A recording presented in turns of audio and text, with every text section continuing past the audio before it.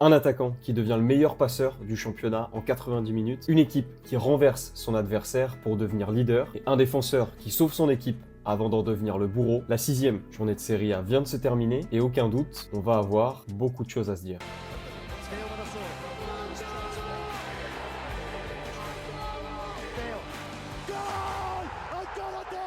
Menée au score, cette équipe a renversé le match en seulement 8 minutes. Face à la Fiorentina, l'AS Roma est allé chercher un 3e succès consécutif en Serie A. Et pourtant, c'est Moiskin qui a ouvert le score juste avant le quart d'heure de jeu. La Roma va ensuite répliquer par 2 fois en 8 minutes, 2-1 pour les Giallorossi à la 30e minute de jeu, et le score ne bougera plus. Les coéquipiers de David De Gea pourront avoir des regrets, eux qui ont touché 2 fois les montants. Au classement, l'AS Roma et le Napoli se partagent la tête du championnat, et ils comptent désormais 2 points d'avance sur l'AC Milan qui est allé faire match nul à Turin et a donc laissé 2 points face à la Juve. En bas du classement, la crise continue pour la Fiorentina, elle qui passera la trêve à la 17e position. Elle fait partie des 4 équipes, comme celle de la zone rouge, qui n'ont encore gagné aucun match de championnat. Alors, qu'est-ce qui coince chez les hommes de Stefano Pioli? Dis-le moi dans les commentaires. Face au champion en titre, cette équipe a d'abord mené avant de s'effondrer. Napoli-Genoa, c'était là l'occasion idéale pour les hommes de Patrick Vieira pour lancer leur saison. À la recherche de leur premier succès, les Rossoblu auront même mené au score pendant plus de 60 minutes, mais la Magère du jeune Jeff Ekator n'aura pas suffi. L'entrée en jeu de De Bruyne, combinée à la hargne de Zambo-Anguissa et Højlund, vont permettre au Napoli de renverser le match. Score final,